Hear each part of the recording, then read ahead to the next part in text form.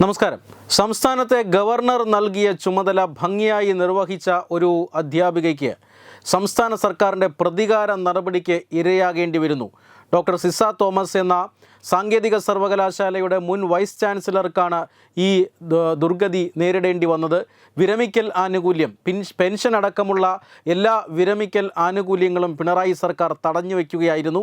എന്നാൽ സർക്കാരിന് തിരിച്ചടി നൽകിക്കൊണ്ട് ഇന്ന് ഹൈക്കോടതിയുടെ വിധി വന്നു കഴിഞ്ഞിരിക്കുന്നു. 2 ആഴ്ചയ്ക്കകം ഡോക്ടർ സിസ തോമസിന് പെൻഷൻ അടക്കമുള്ള എല്ലാ ആനുകൂല്യങ്ങളും, എല്ലാ വിരമിക്കൽ ആനുകൂല്യങ്ങളും തിരികെ നൽകണം എന്നാണ് ഹൈക്കോടതിയുടെ വിധി. അതായത് 33 വർഷത്തെ സേവനത്തിന് ശേഷം 2023 മാർച്ച് 31 ഡോക്ടർ സിസ തോമസ് വിരമിച്ചത്. അന്ന് തന്നെ ഡോക്ടർ സിസ തോമസ് പിണറായി വിജയൻ സർക്കാരിൻ്റെ കണ്ണിലെ കരടായിരുന്നു. കാരണം നമുക്കറിയാം, സാങ്കേതിക സർവകലാശാലയിൽ വൈസ് ചാൻസലറായി ഗവർണർ നിയമിച്ചത് ഡോക്ടർ സിസ തോമസിനെ ആയിരുന്നു. ഡോക്ടർ സിസ തോമസിൻ്റെ നിയമനം സർക്കാർ അംഗീകരിച്ചിരുന്നില്ല. കാരണം തങ്ങൾക്കിഷ്ടമുള്ള ആളുകളെ VC ആയി നിയമിക്കാനാണ് സർക്കാർ ശ്രമിച്ചത്. അതിന് പല നിയമപ്രശ്നങ്ങളും ഉണ്ടായിരുന്നു.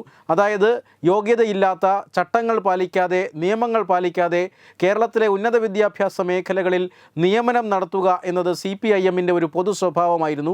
അവരുടെ ഒരു നയമായി മാറിയപ്പോഴാണ് അന്നത്തെ ഗവർണർ ആരിഫ് മുഹമ്മദ് ഖാൻ ഇതിൽ ഇടപെടുകയും നിയമനങ്ങൾ സുതാര്യമാക്കാനുള്ള പല നടപടികളും സ്വീകരിച്ചത്. ഗവർണറെ കൊണ്ട് തന്നെ ഒപ്പുവയ്പ്പിച്ച് നടത്തിയ പല നിയമനങ്ങളിലും കോടതിയിൽ വലിയ തിരിച്ചടി നേരിടേണ്ടി വന്നിരുന്നു. ഇതിൻ്റെ സാഹചര്യത്തിൽ കൂടിയാണ് സർവകലാശാലകളിലെ നിയമനങ്ങളിൽ ഗവർണർ ഒരല്പം അവധാനത കാണിക്കാൻ തുടങ്ങിയത്. ഇത് സർക്കാരും ഗവർണറും തമ്മിലുള്ള പോരിനിടയാക്കിയെന്ന് നമുക്കറിയാം. മുൻ കേരള ഗവർണറായിരുന്ന ആരിഫ് മുഹമ്മദ് ഖാൻ, അദ്ദേഹം കേരള ഗവർണർ ആയിരിക്കുന്ന സമയത്ത് കേരളത്തിലെ സർക്കാരും അതുപോലെ തന്നെ രാജ്ഭവനും തമ്മിലുള്ള ഏറ്റുമുട്ടൽ വളരെയധികം വാർത്തയായതാണ്. തെരുവിലേക്ക് വരെ ഈ ഏറ്റുമുട്ടൽ വലിച്ചിഴക്കപ്പെട്ടു എന്ന് നമ്മൾ കണ്ടതാണ്. ഗവർണറുടെ വാഹനം ആക്രമിക്കുന്ന SFI DYFI പ്രവർത്തകർ ആക്രമിക്കുന്നതെല്ലാം കേരളം കണ്ടതാണ്. ഈ ആക്രമണത്തെയെല്ലാം സധൈര്യം നേരിട്ടുകൊണ്ടാണ് ഗവർണർ മുന്നോട്ട് പോയത് എന്നും നമ്മൾ കണ്ടു. ഈ സാഹചര്യത്തിലാണ് ഗവർണർ നിശ്ചയിച്ച ഒരു VC, സർക്കാരിന് മറ്റു ചിലരെയായിരുന്നു, അല്ലെങ്കിൽ കൊടി പിടിച്ച് നടന്ന തഴമ്പുള്ള ആളുകളെയായിരുന്നു ഈ സർവകലാശാലകളിലൊക്കെ VC ആയി നിയമിക്കാൻ താല്പര്യം. പക്ഷേ ഗവർണർ അതിന് വഴങ്ങിയില്ല എന്ന് മാത്രമല്ല, സുപ്രീം കോടതി വിധി പോലും ഉണ്ടായിരുന്നു.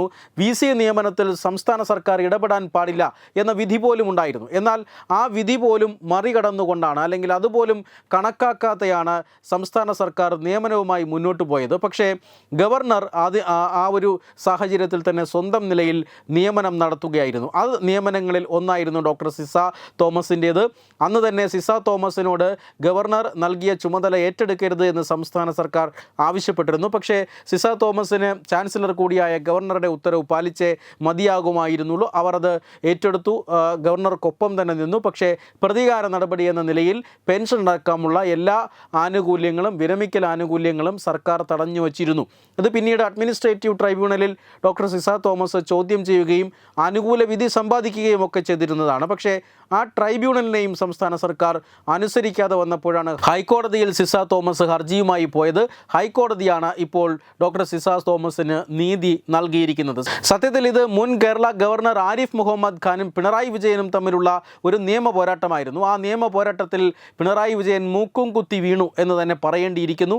ആരിഫ് മുഹമ്മദ് ഖാൻ ഇപ്പോൾ കേരളത്തിൻ്റെ ഗവർണറല്ല, അദ്ദേഹം ഇപ്പോൾ ബീഹാറിൻ്റെ ഗവർണറാണ്. മാത്രമല്ല, കേരള രാജ്ഭവനിൽ പുതിയ ഗവർണറുണ്ട്. പുതിയ ഗവർണറുമായി പഴയതുപോലെ വഴക്കിന് പോകുന്നില്ല സംസ്ഥാന സർക്കാർ എന്നതൊരു മാറിയ സാഹചര്യമാണ്. എങ്കിൽ കൂടി ആരിഫ് മുഹമ്മദ് ഖാനുമായിട്ടുള്ള ഒരു പോരാട്ടത്തിൽ, നിയമ പോരാട്ടത്തിൽ ഇപ്പോൾ പിണറായി വിജയൻ സർക്കാരിന് വലിയ തിരിച്ചടി കിട്ടിയിരിക്കുകയാണ്. ഡോക്ടർ സിസ തോമസിന് ആനുകൂല്യങ്ങൾ എല്ലാം ഒരു പൈസ കുറയാതെ തിരികെ നൽകാൻ, അതും 2 ആഴ്ചയ്ക്കകം നൽകാനായി കേരള ഹൈക്കോടതി ഉത്തരവിട്ടിരിക്കുന്നു. വെബ് ഡെസ്ക് തത്തുമൈ ന്യൂസ്.